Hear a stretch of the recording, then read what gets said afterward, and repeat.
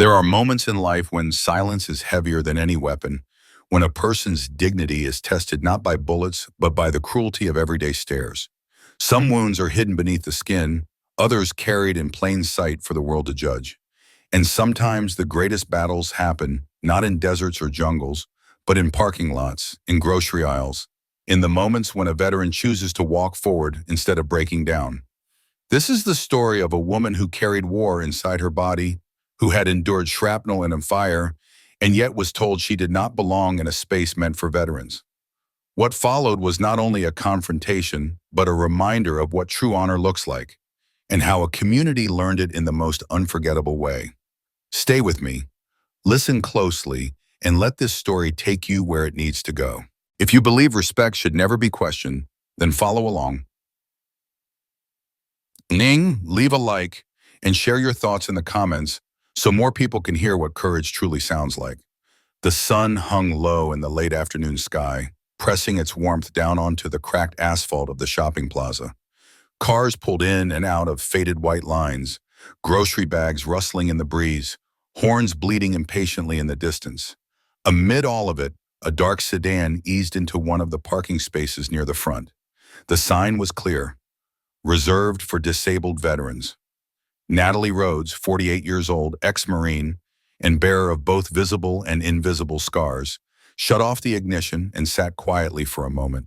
Her prosthetic left leg ached in the heat. Phantom pain surged now and then, a reminder of the blast that had changed her life more than a decade ago. She inhaled deeply, gripping the steering wheel until her knuckles blanched, steadying herself before the simple task of shopping for eggs, bread, and coffee. She opened the door slowly, leaning into the movement the way she had been trained, calculated, intentional. First came the cane, then the careful adjustment of her glove on her right hand, ensuring her balance before shifting her weight onto the prosthetic. She stood with quiet dignity, adjusting her jacket, and prepared herself to walk toward the sliding glass doors. That was when the first voice cut through the air. "Hey lady, think you're in the right spot?" 5 men lounged near the entrance of the grocery store, leather vests decorated with patches, boots scuffed from long rides. Their laughter was coarse, filling the lot as if it belonged to them. One pointed at the sign, then at her prosthetic. "Disabled vet parkings for soldiers who actually saw combat," another shouted. "Not for women who just sat at a desk." The group erupted in laughter. A third leaned forward, voice sharp with mockery. "Is that leg even real, or did you order it online? Maybe you should park in a Halloween costume spot instead." Natalie's jaw tightened, but her expression remained controlled. Years of discipline, years of swallowing pain in silence, years of understanding that responding only gave them what they wanted. All of it guided her in that moment. She shifted her cane, pressed the lock button on her car, and started walking toward the store without a word. The air seemed to thicken with the sound of their taunts. "Guess the VA will give medals to anyone these days." She probably never even held a rifle. Their words stung, not because they were true, but because they were the same accusations women in uniform had faced for generations. To them, her presence in that parking space was an invitation to strip her of dignity, to reduce her service to a punchline. Nearby, shoppers slowed their pace, caught between curiosity and discomfort. Some glanced at Natalie, then away, unwilling to step into the storm. No one spoke up. Phones appeared in a couple of hands, recording snippets of the confrontation. Natalie kept walking. Each step was measured, the click of her cane against asphalt in rhythm with the hum of idling engines. She refused to limp faster, refused to let them see how badly the phantom pain shot through her thigh, how the nerves screamed against the carbon fiber. Out of the corner of her eye, she noticed a young man leaning against a compact car not far from her. Hoodie pulled low, gray fabric stretched over his frame, a Marine Corps emblem faintly printed on the chest. He wasn't laughing. His hands clenched around his phone, jaw tight, eyes following the bikers. Yet when Natalie passed by, his gaze dropped, as though he couldn't meet hers. She stepped through the automatic doors, the cool blast of conditioned air rushing over her skin, her breath caught, part relief, part exhaustion. She paused for just a second, one hand tightening on the handle of her cane. Behind her, the laughter continued, echoing even through the glass, chasing her like ghosts she couldn't quite shut out. Natalie moved into the fluorescent lit aisles, heart still pounding, but her face revealed nothing. This was not her first test. It would not be her last. And though she walked alone into that store, the weight of invisible eyes and unspoken judgments followed her, as if daring her to falter. Outside, the young man in the gray hoodie kept his eyes fixed on the group of bikers, his thumb hovering over the screen of his phone. The words of one of them rang out again, mocking, dismissive, cruel. His chest rose with a long breath, and then, almost imperceptibly, he shook his head. He unlocked the phone, scrolled to a name he hadn't dialed in years, and whispered under his breath, "Staff Sergeant Rhodes, she's here. They're disrespecting her." His voice cracked, quiet but urgent, swallowed by the buzz of the parking lot. He pressed call. Inside the store, Natalie lifted a small shopping basket. She exhaled, steady, trying to let go of the noise outside. Yet even in silence, she could feel it. The storm had only begun to gather. The grocery store smelled faintly of detergent and warm bread, the kind of sterile comfort that usually calmed people after a long day. But for Natalie, the sharp fluorescence overhead was a minefield. The lights buzzed in her skull, sparking faint tremors that ran behind her eyes. Mild traumatic brain injury. They'd called it that at the VA. To her, it felt like a knife of light, sudden and piercing, every time she tilted her head too far upward. She steadied herself against the shopping cart, choosing to push it instead of balancing with her cane. The rubber handle was cool under her glove.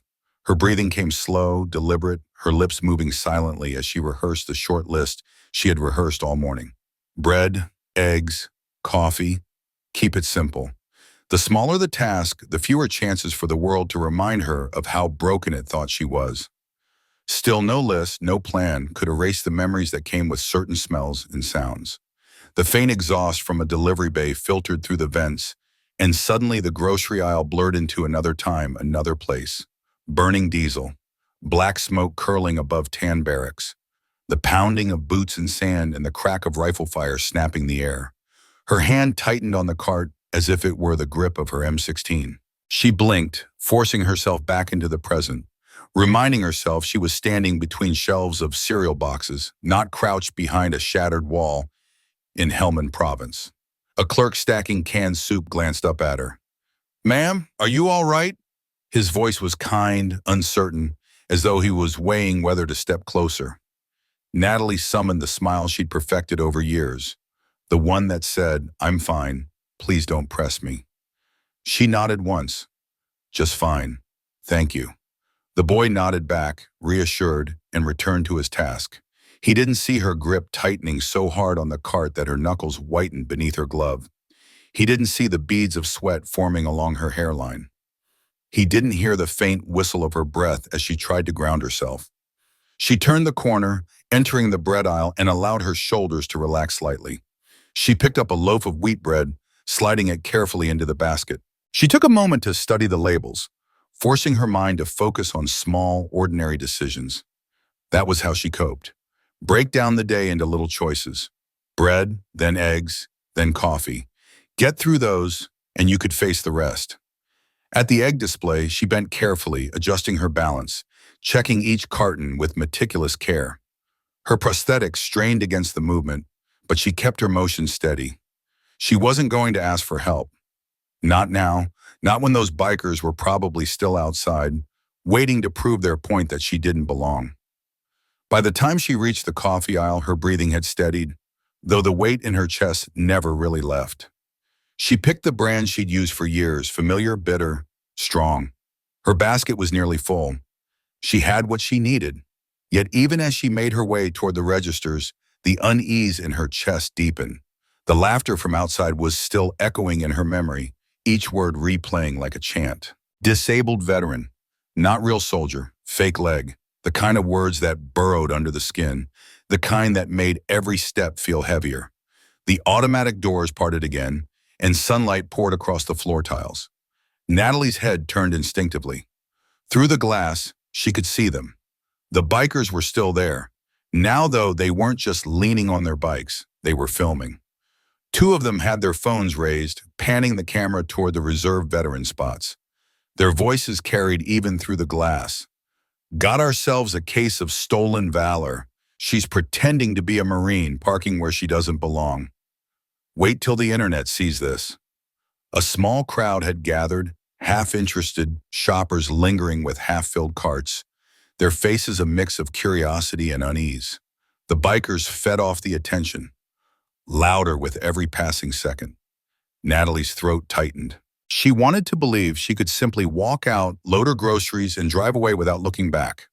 But the stares waiting outside told her that wasn't possible. Not this time. She paid quickly at the self-checkout, her movements clipped, efficient. The machine beeped as she scanned each item, her cane propped against the cart. She slipped the card into the reader, keeping her eyes down, determined to show nothing. But inside, a storm brewed. Memories collided with the present. The jeers outside, the disbelief in strangers' eyes, the constant burden of proving herself. 11 years of service, of sweat, of blood spilled on foreign soil, and here she was, reduced to defending the right to park in front of a grocery store. As she gathered her bags and turned toward the exit, her reflection in the glass caught her eye. Strong posture, determined steps, a woman who would not bend. Yet she saw the faint tremor in her hand, the one detail the world might miss, but she could never ignore. The sliding doors opened, and the heat of the asphalt rolled over her.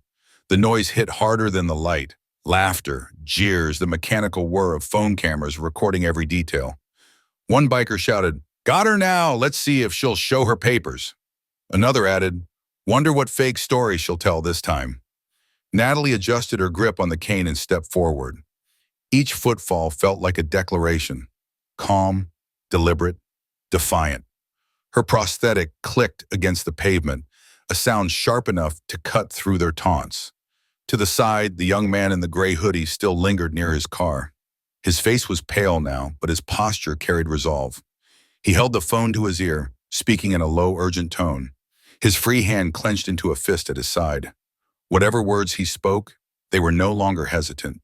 He wasn't just a bystander anymore. Natalie reached her car and began placing her groceries inside. She could feel the eyes on her back, the camera zooming in, the judgment thick as smoke. She said nothing. Silence was her shield. She'd learned long ago that sometimes the strongest reply was none at all. But in that silence, something was shifting. Outside the circle of mockery and phones, a call had been made. A call that would change the shape of this moment entirely. Natalie closed the trunk, lifted her chin, and rested her weight on the cane. The crowd outside murmured as one of the bikers announced, "Security's coming.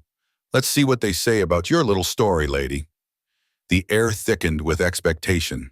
Natalie stood there, still as stone, knowing that whatever happened next, this was no longer just about groceries. It was about honor. It was about truth. And the storm was about to break wide open. The crowd's restlessness sharpened as a young man in a mall security uniform approached from across the lot. His gait was brisk but uncertain, as though he was rehearsing authority that had not yet taken root in his bones. His nameplate caught the glare of the sun. Parsons. Barely out of his teens, maybe 21 at most, he carried a clipboard in one hand and a radio in the other. The bikers straightened when they saw him coming. Their smirks widened, victory already gleaming in their eyes. One raised his phone higher, recording, and called out, "There he is! Let's see if she can lie to him."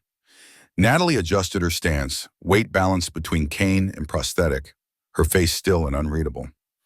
Inside her chest, however, her heart drummed against her ribs. She had faced interrogations before, far more dangerous than this, but there was something uniquely suffocating about being put on trial in the middle of a grocery store parking lot, surrounded by strangers eager for spectacle.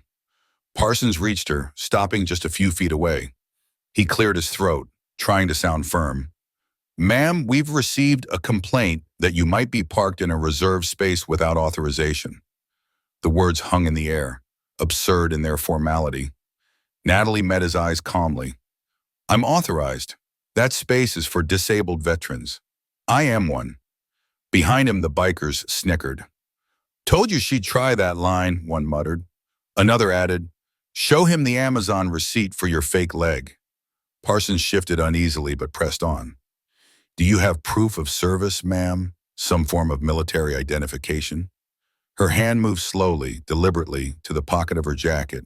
She withdrew a worn wallet, opening it with practiced care. From inside, she produced her military ID, the edges softened from years of use. She held it out without trembling. Parsons leaned forward, squinting at the card, his brows knitted. This says United States Marine Corps. Yes, Natalie answered evenly. He tilted the card closer to the light. But the frame is Army issue. It doesn't match exactly.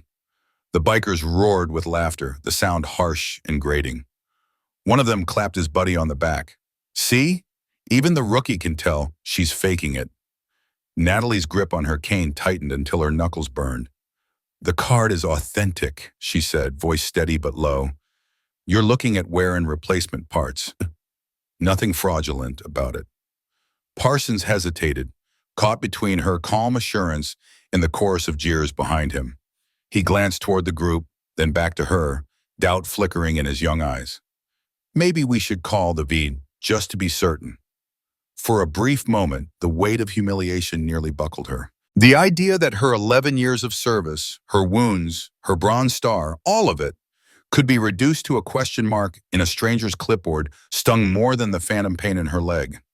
She wanted to vanish, to disappear into the crowd and never again have to defend her worth in public. But she remained still, unmoving, because walking away now would grant them the victory they craved. Shoppers paused on their way to cars, their bags swinging loosely at their sides. An older woman in a floral blouse slowed, her brow furrowing as she took in the scene. For a heartbeat, it seemed she might speak up. Her lips parted. Then just as quickly, she lowered her gaze and hurried away, unwilling to invite the biker's ridicule. Natalie's stomach knotted. The silence of bystanders often hurt worse than the insults of aggressors. The bikers sensed her isolation and pressed harder. Come on, lady, tell us the unit number. Bet you don't even know what an MOS is. Or maybe she played Call of Duty and thought it was boot camp. Their words rolled over her, acidic and relentless. She inhaled deeply, then let the breath out slowly, one hand brushing briefly over the pocket inside her jacket. Nestled there was the velvet case she never left home without. The Bronze Star, its weight more than metal, its presence a tether to the day she'd chosen to keep fighting when everything in her body told her to give up. Not yet, she told herself, not for them. A movement caught her eye.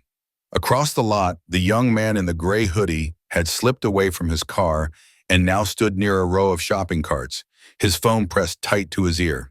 His posture was different, no longer slouched, no longer hesitant. His voice, though hushed, carried urgency. She's out here right now. Sergeant Rhodes, they're disrespecting her, recording hers. Yeah, the same Rhodes. Bronze Star, Purple Heart, it's her. He turned his back slightly, shielding the phone as though afraid the bikers would catch wind of what he was doing. His hand trembled, not from fear of the men, but from the intensity of the decision he had made. Natalie could not hear his words, but she saw the tension in his shoulders, the way he glanced at her with something between guilt and reverence. She did not know yet that he was calling brothers and sisters who had once stood beside her in battle. She only knew he had chosen not to remain silent. Back at her car, Parsons handed the ID back, his voice softening just a fraction. Ma'am, I'll need to confirm this with my supervisor. For now, I'd ask you to wait here. She took the card, sliding it carefully into her wallet. I'll wait, she said simply. Her voice carried no anger, no desperation, only resolve.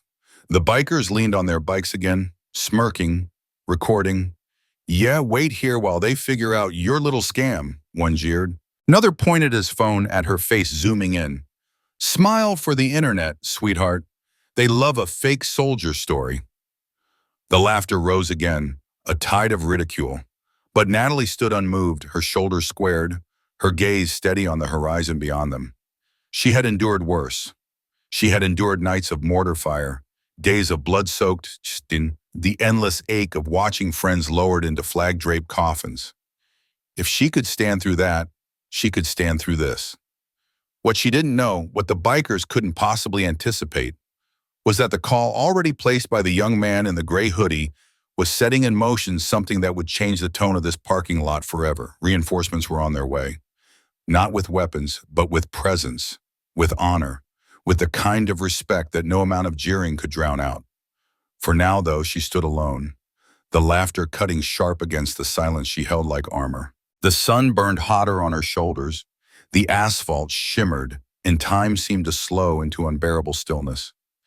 And then, faintly carried on the air, came the low rumble of engines. Natalie's heart gave a single, steady beat. Something was shifting. Something was coming. The bikers, too absorbed in their mockery, hadn't noticed yet, but soon the laughter would falter, and the balance of the moment would tip. The waiting would end. The young security guard, Parsons, shifted from foot to foot, clearly out of his depth. He murmured into his radio, glancing at Natalie, then at the bikers, unsure which way to lean. The clipboard shook slightly in his hand, betraying nerves he tried to hide. The bikers grew louder, circling in their cruelty like sharks smelling blood. One called out, "Hey, sweetheart, want me to help you carry your fake medals?" Another chimed in, "She's waiting on her backup." What, the Girl Scouts?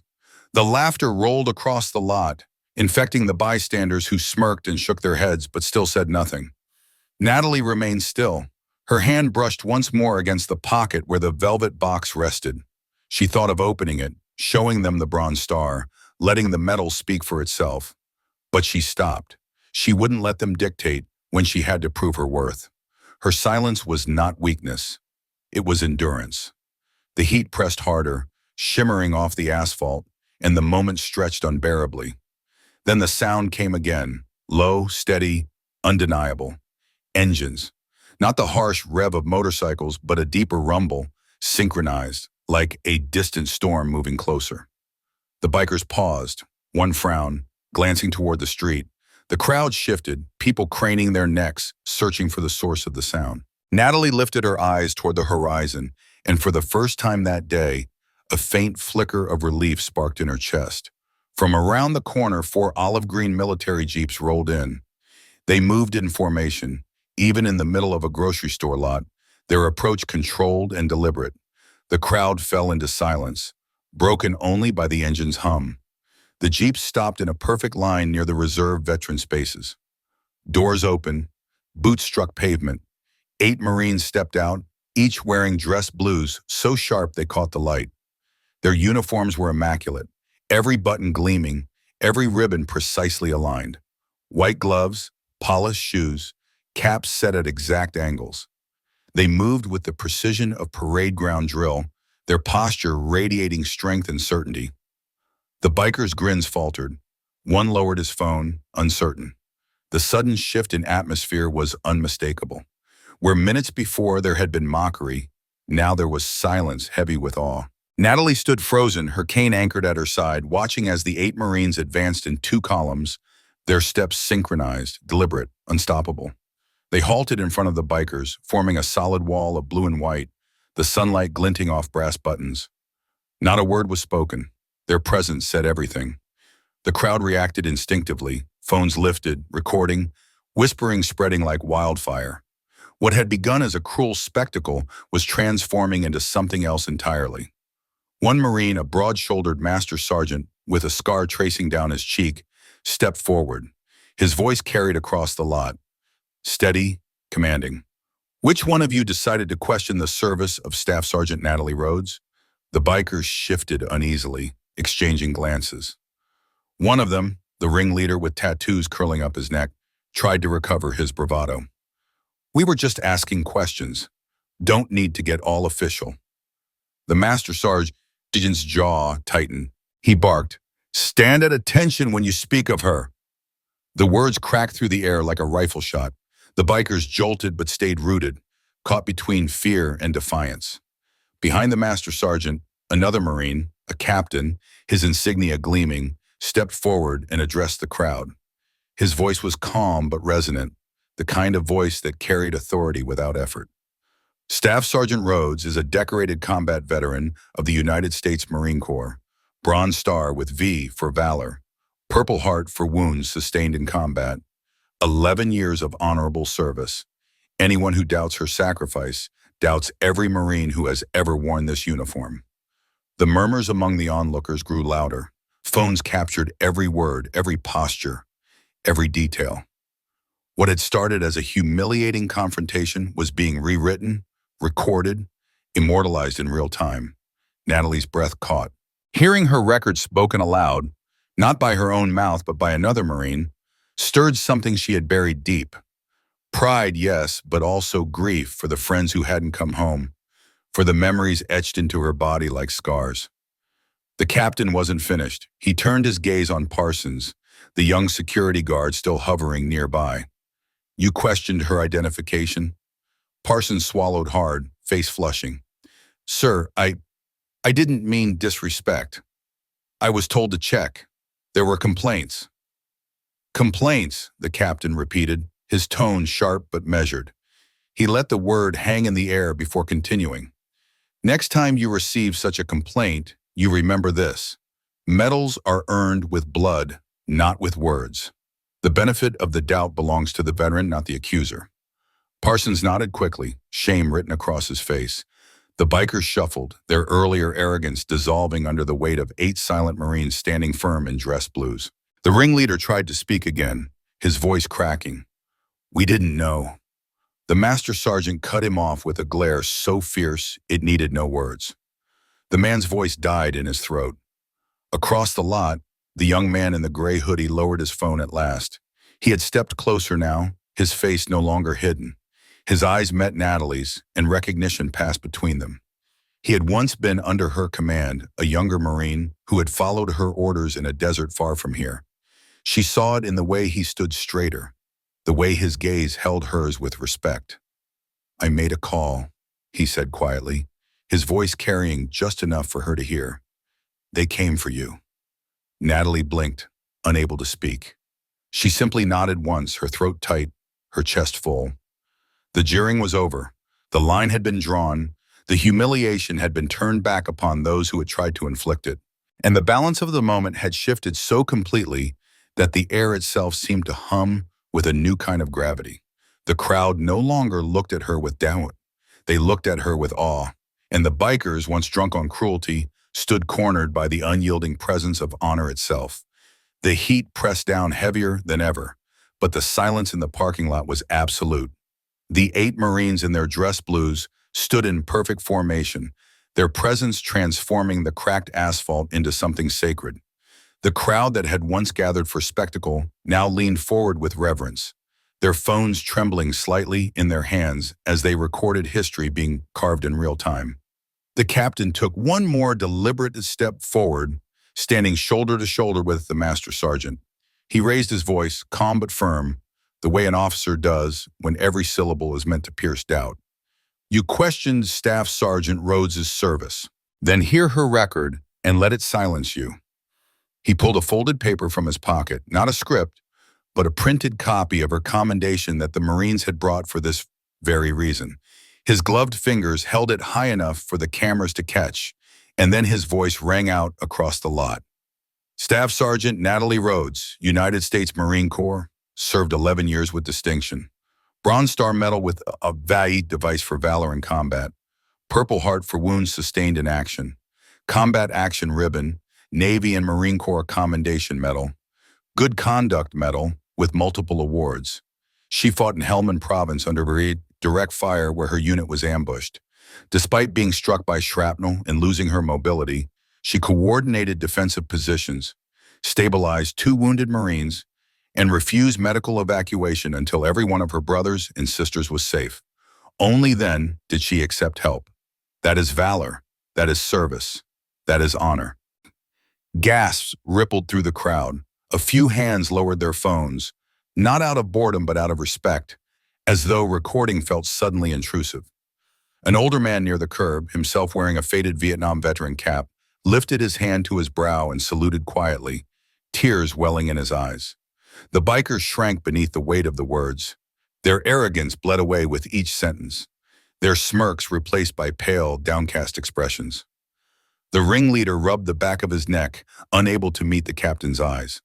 The master sergeant stepped forward then, his scarred face grave but steady. His voice dropped lower, deep as thunder. When you mock her, you mock every Marine who carried a rifle beside her. When you laugh at her wounds, you laugh at those who never came home. You call yourselves men, but today you proved yourselves cowards." No one dared laugh this time. And then, breaking the silence, the young man in the gray hoodie stepped into the open. His hood was pushed back now, revealing a close-cropped haircut, his face tense but resolute. He moved with hesitation at first, then steadier as he reached the captain's side. His voice, though quiet, carried. "I know her, Pine," he said. "She was my staff sergeant. She trained at me.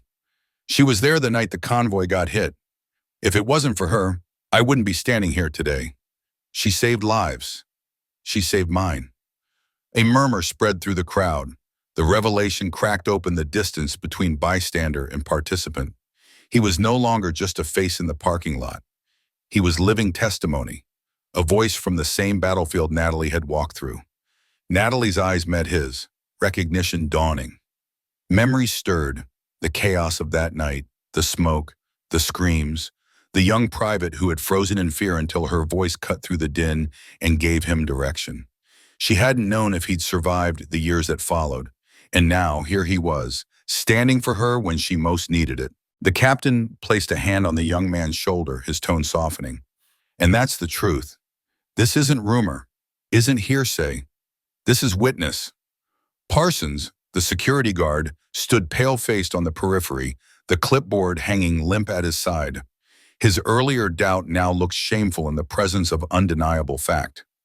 He opened his mouth as though to apologize, but the weight of the moment silenced him. It wasn't his turn to speak. The captain turned again, his gaze sweeping over the crowd. "You came here looking for a show. You wanted a spectacle. Well, here it is, a Marine who bled for her country, standing before you while others mocked her sacrifice. Ask yourselves, who among you will walk away proud today? The ones who jeered or the one who endured?" The words struck deep. Some of the bystanders lowered their phones entirely, ashamed to have treated Natalie's pain like entertainment. A woman near the front clutched her child's hand, whispering something hurried and tearful. The ringleader biker shuffled forward, his voice thin.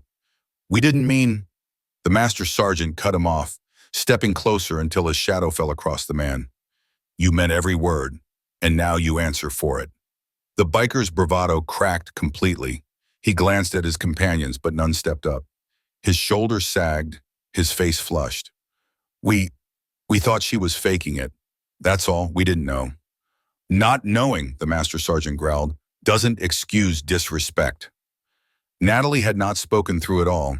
She had stood silent, her cane steady at her side, her face unreadable.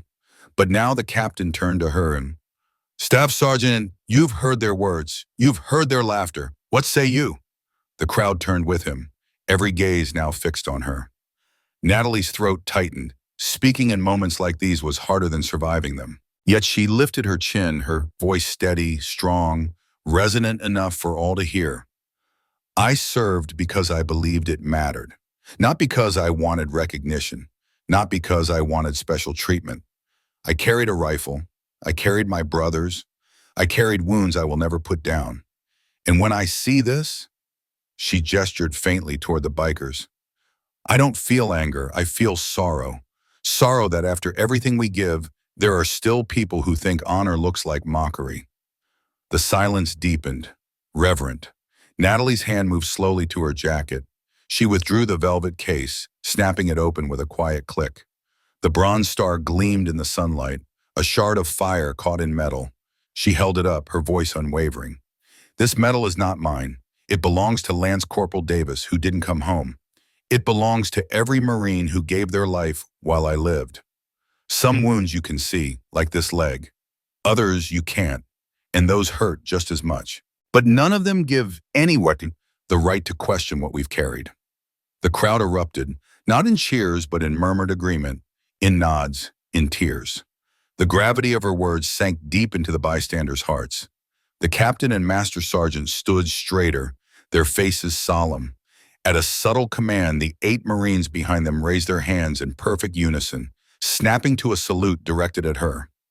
Natalie returned it, her cane balanced against her side, her right hand rising with flawless precision. The salute held for a heartbeat, then another before the Marines lowered their arms as one. The bikers stared at the ground, their shame complete. The ringleader muttered, barely audible, "I'm sorry." The words were weak, but they were real. Natalie closed the case, sliding it back into her pocket.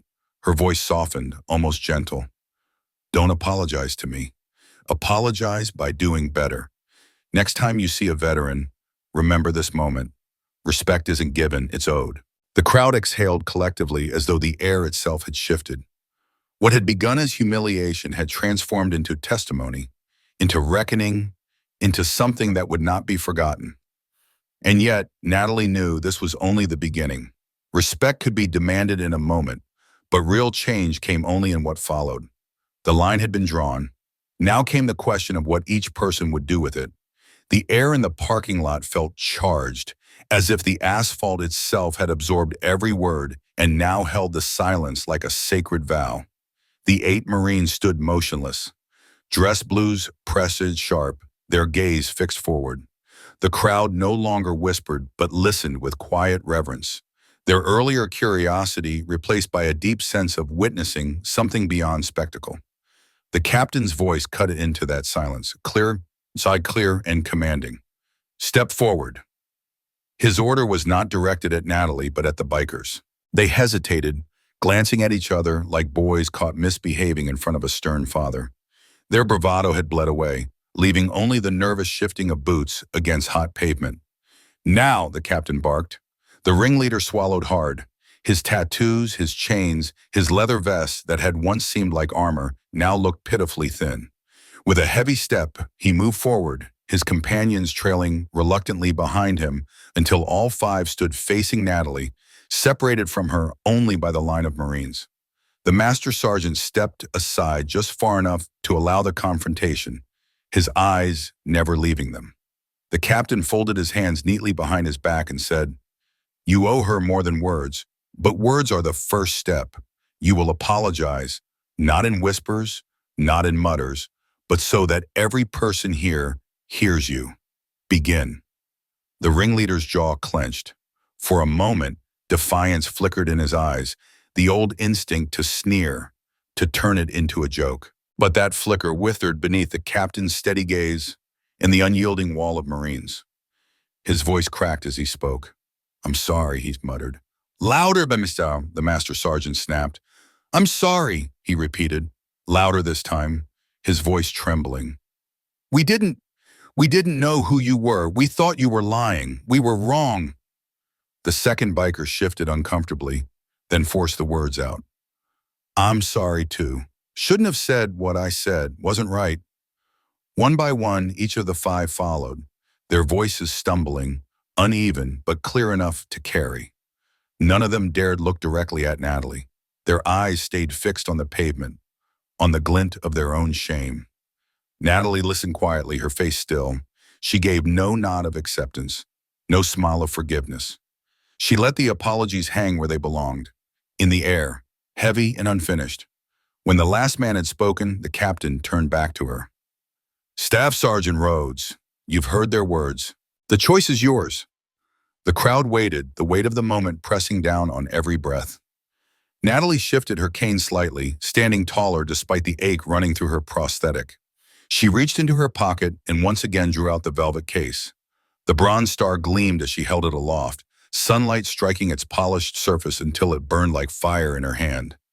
"This metal," she said, her voice steady but carrying sorrow beneath its strength, "does not belong to me.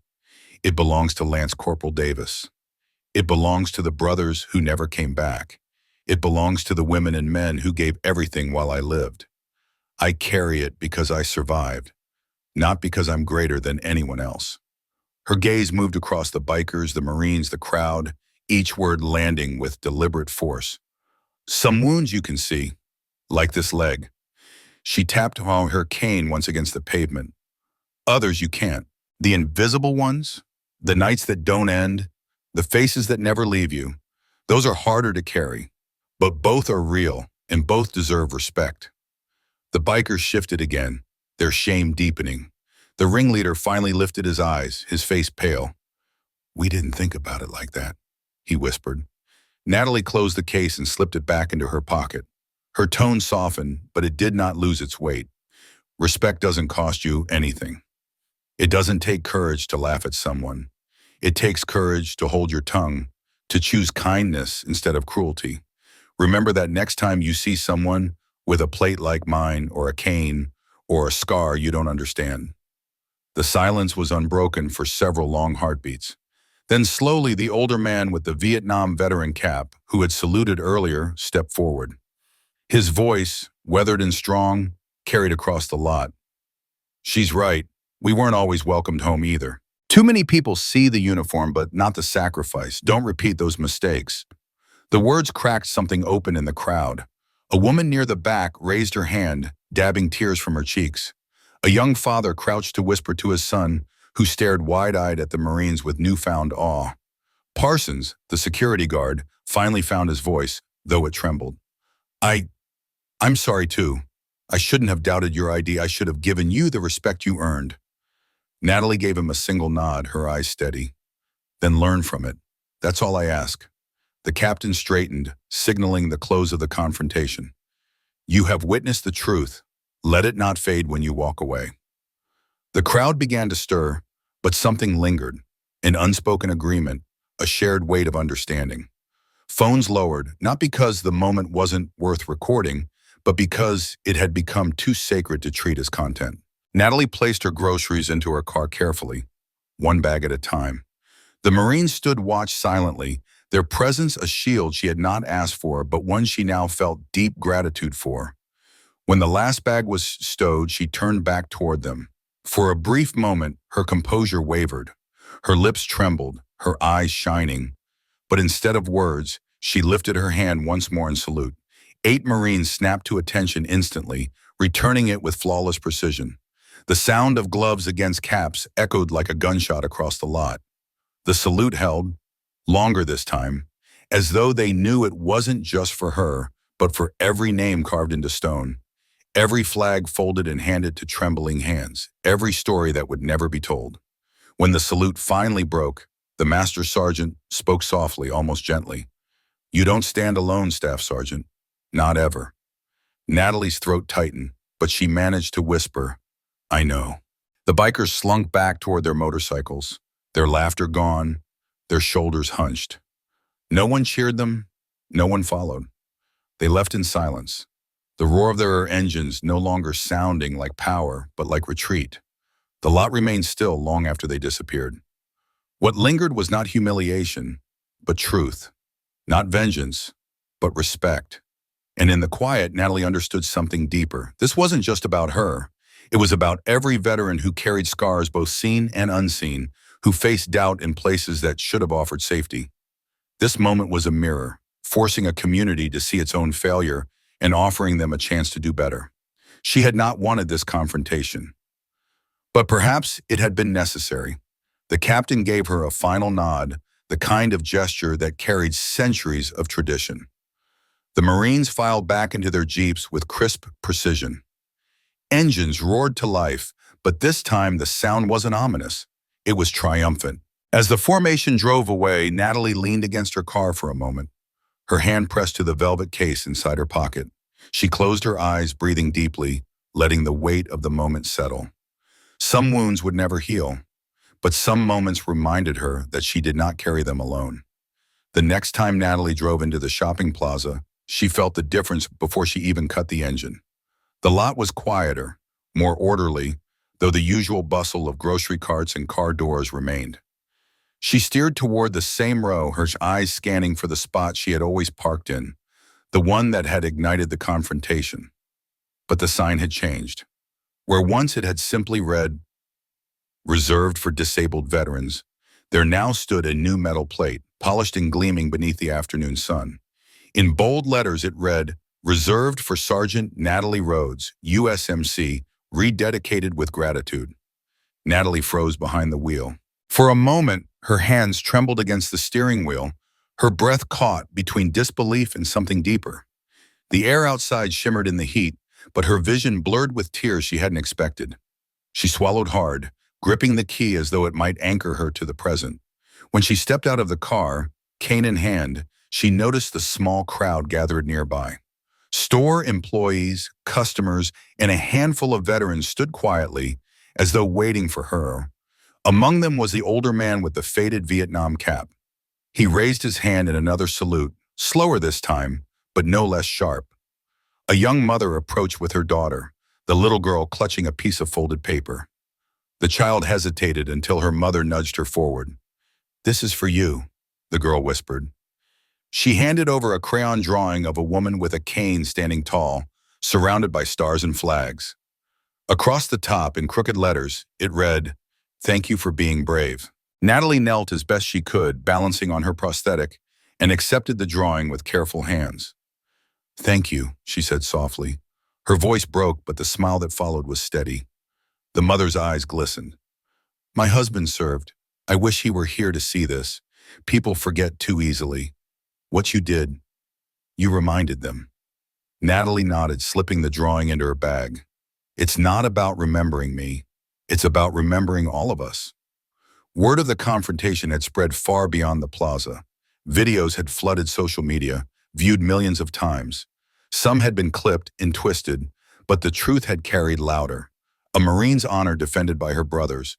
A community called to witness respect in its purest form. The comments under those videos overflowed with gratitude, apologies, and vows to do better. The mall's general manager had called Natalie personally, his voice heavy with contrition. He had promised to retrain security, to ensure no veteran would ever again face doubt on his property. The plaque at the parking space had been his idea, a small gesture, but one that carried weight. Yet for Natalie, the most unexpected moment came not from strangers, but from the very man who had led the mockery. Rick, the biker with tattoos etched up his neck, came alone one evening. She spotted him from a distance, helmet in hand, leather vest hanging loosely, his eyes downcast. She tensed instinctively, ready for another confrontation. But his posture told a different story. He stopped several feet away, not daring to close the distance. "I wanted to say something," he began, his voice rough but low. "Not to excuse, just to explain." Natalie said nothing, only leaning lightly on her cane, waiting. Rick shifted, his eyes fixed on the ground. "My old man served in Vietnam. He came home angry, bitter. He drank himself to death before I turned 20. He never talked about it, but I grew up watching him lash out at everyone. When I saw you that day, I don't know why, but I thought, maybe you were pretending, maybe you were mocking what he went through. So I lashed out, same as he did. I was wrong." The weight in his voice was undeniable. For the first time, Natalie saw not arrogance, but brokenness in the man's face.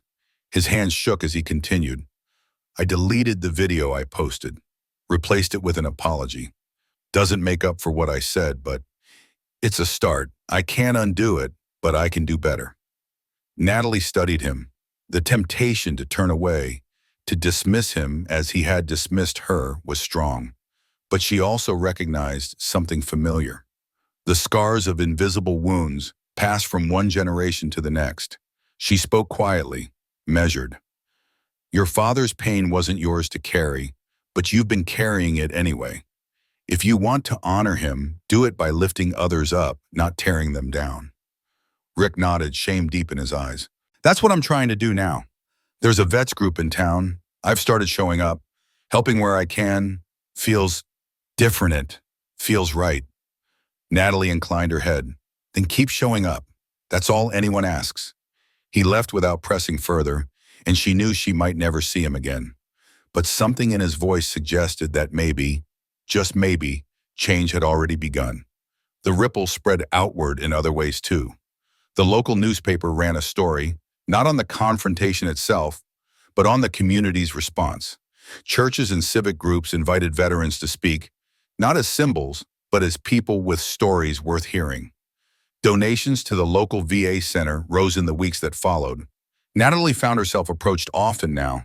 Sometimes it was a handshake from an elderly man who whispered, "Welcome home." Sometimes it was a teenager curious about her prosthetic, whose innocence softened the heaviness of the question. Sometimes it was just a nod from across a parking lot, a silent acknowledgement that she was seen.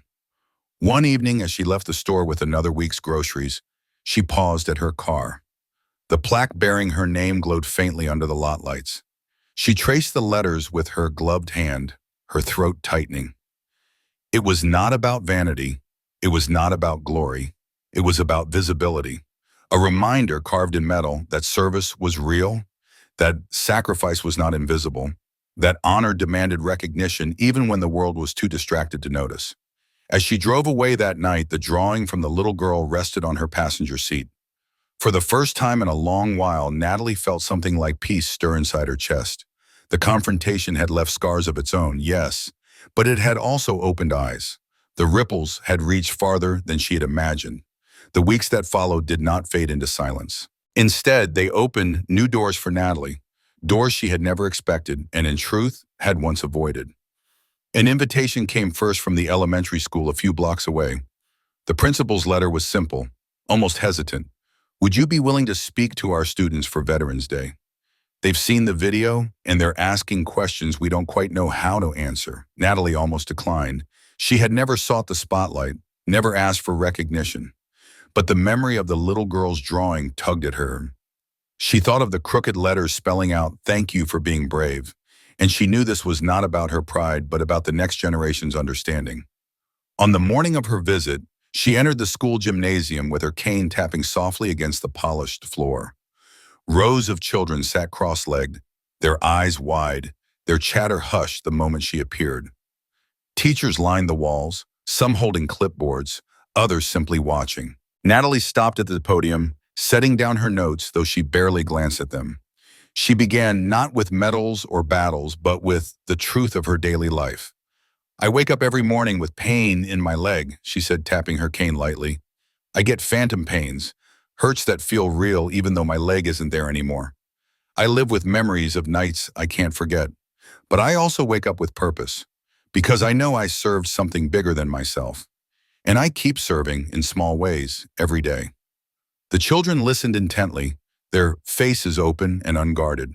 She told them about teamwork, about courage that wasn't loud but steady, about carrying others when they couldn't carry themselves.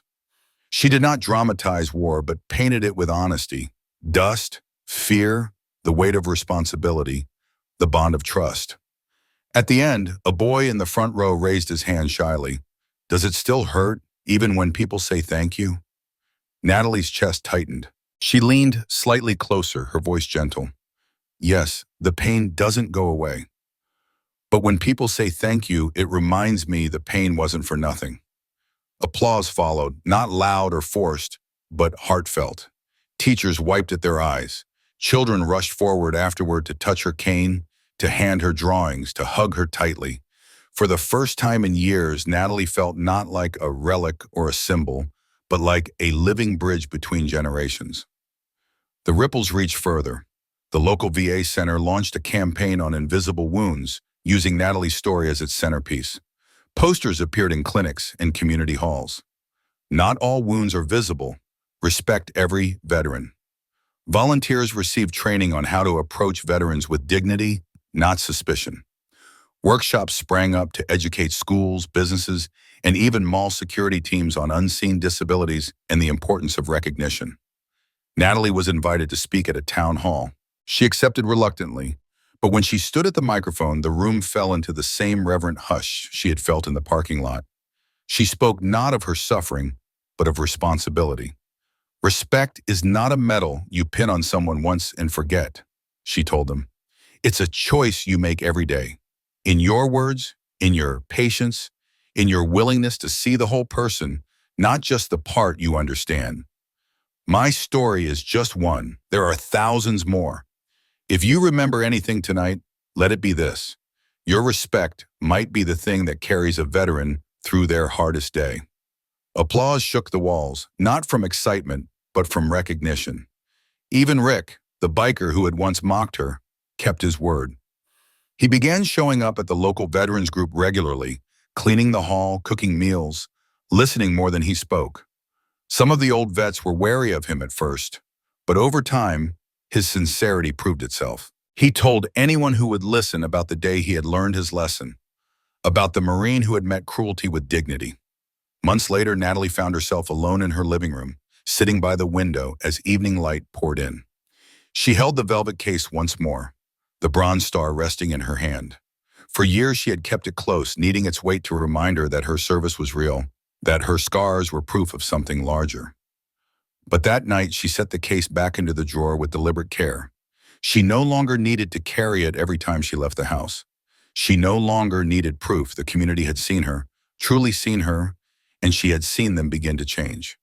She looked out the window at the quiet street, children riding bicycles, a flag fluttering on a porch across the way. For the first time in a long while, the weight in her chest eased. Her journey had not erased the pain. The phantom aches still woke her at night. The memories still rose unbidden. But she understood now that courage was not about erasing scars. It was about living with them and still standing tall. The Marines who had come that day had not saved her. They had reminded everyone else of what she already knew.